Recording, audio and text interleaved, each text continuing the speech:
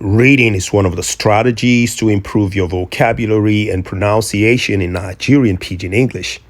As you listen to the text being read, take note of the underlined words and expressions. They will be pronounced and explained in the glossary at the end of the text.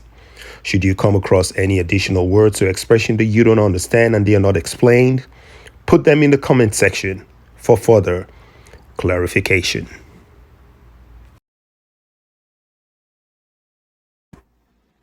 Dolphin, the friendliest creature. Then they regard dolphins as the friendliest creatures. The more we dey learn about dolphins, the more we dey realize say their society dey more complex than people fit imagine.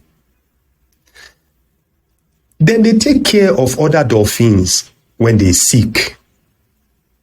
Take care of the ones wey get belle and protect the ones wey weak pass for the community as we humans dey do. Some scientists suggest say dem get their own language, but if it dey possible say dem dey communicate with each other without the need to talk. E dey possible say any of these mammals dey more intelligent pass man. E dey certain say the most common argument of man's superiority pass dem be say we fit kpai dem easily. On the contrary, the more we discover about these ogbonge animals dem, the less we appear superior when we destroy them.